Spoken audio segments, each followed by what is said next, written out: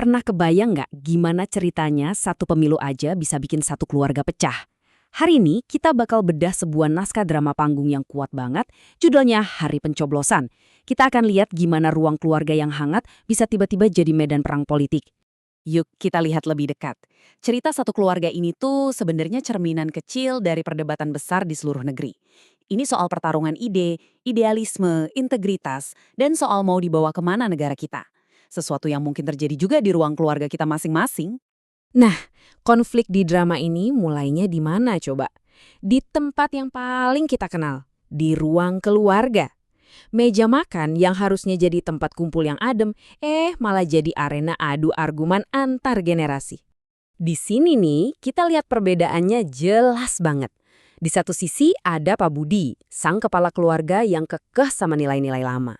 Terus di sisi lain ada Wati dan Rian, generasi muda yang semangat banget bawa perubahan dan idealisme baru. Coba dengerin deh nada sinisnya Pak Budi. Buat dia, semangat anak-anak muda ini tuh cuma naif sesaat. Sesuatu yang nanti juga bakal luntur kena kerasnya realita politik. Nah, beda banget sama semangatnya Wati yang lagi berkobar-kobar. Buat dia, ini bukan sekedar nyoblos. Ini pemilu pertamanya. Kesempatan buat berjuang demi keadilan dan merebut kembali masa depan yang dia rasa udah dicuri. Waduh, di sini nih kelihatan banget pandangan Pak Budi yang ya bisa dibilang kuno dan penuh stereotip. Dia melihat politik itu simpel aja, peran orang udah ditentuin dari sukunya. Dan Rian, menantunya, langsung bales telak banget. Dia menyuarakan pandangan modern yang lebih mentingin kompetensi dan integritas. Nah ini dia, benturan antara masa lalu dan masa kini di satu meja makan. Awalnya kan cuma debat keluarga biasa ya, tapi semua jadi panas dan personal gara-gara satu insiden. Ada tamu tak diundang yang berani nantang otoritas Pak Budi di rumahnya sendiri. Nah, inilah dia pemicunya. Muncul Ibu Retno, seorang calon legislatif yang progresif. Cara dia mendefinisikan nasionalisme, tajam, modern, itu langsung menusuk cara pandang Pak Budi. Ini bukan lagi soal politik, tapi udah nyerang harga dirinya. Dan disinilah titik baliknya. Sikap apatis Pak Budi langsung hilang, berubah jadi misi balas dendam. Tujuannya bukan lagi buat milih berdasarkan keyakinan, tapi buat nunjukin siapa yang berkuasa lewat kotak suara. Tapi di tengah semua keributan ini, ada satu sosok yang diam, Ibu Siti, istrinya Pak Budi.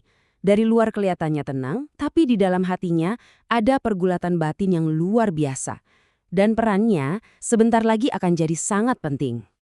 Oke, sekarang kita masuk ke puncaknya. Misi besar Pak Budi buat membuktikan kalau dia benar, malah berakhir memalukan banget di tempat pemungutan suara. Ketegangan memuncak di sini. Pak Budi dengan arogansinya coba serobot antrian, tapi langsung disemprot sama warga lain.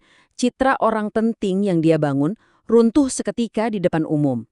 Dan jeng jeng jeng, pukulan telaknya datang. Setelah semua perdebatan sengit, semua kesombongan, ternyata sang patriot ini bahkan nggak bisa memilih. Ironis banget kan?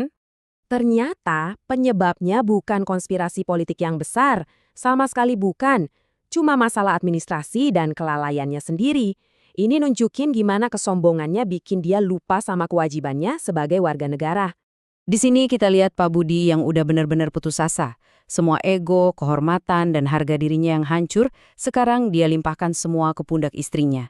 Suara Ibu Siti bukan lagi sekedar suara, tapi jadi benteng terakhir martabat suaminya. Nah, sekarang kita sampai di titik balik yang sesungguhnya. Revolusi di cerita ini nggak terjadi lewat teriakan atau perdebatan, tapi justru terjadi di dalam keheningan sebuah bilik suara. Bayangin deh posisi Ibu Siti. Dia dihadapkan pada pilihan yang super sulit. Harus nurut sama suami demi menjaga martabat keluarga, atau dia harus ikutin kata hatinya sendiri demi kebenaran. Dan di momen inilah Ibu Siti mengambil kembali suaranya. Dia mendefinisikan ulang apa itu kehormatan. Bukan lagi kepatuhan buta, tapi komitmen pada kebenaran. Ini momen pemberdayaan yang kuat banget. Dan apa hasilnya? Calon progresif yang dipilih anak-anaknya menang tipis. Selisihnya cuma satu suara. Ini menunjukkan betapa dahsyatnya kekuatan satu suara yang dipilih dengan hati nurani. Jadi, apa sih pelajaran yang bisa kita ambil dari semua drama keluarga ini? Yuk kita simpulkan pesan mendalamnya soal kekuatan seorang individu dalam demokrasi. Intinya begini, hari pencoblosan ngajarin kita kalau drama politik yang paling nyata itu bukan di panggung-panggung besar, tapi di dalam diri kita sendiri. Kehormatan sejati itu bukan soal kekuasaan, tapi soal keberanian membela apa yang benar. Nah, drama ini ninggalin kita sama satu pertanyaan penting kan? Kalau kamu ada di posisi yang sama, suara mana yang bakal kamu ikuti? Suara ego dan tekanan, atau suara hati nurani? Sebuah renungan yang penting banget buat kita semua.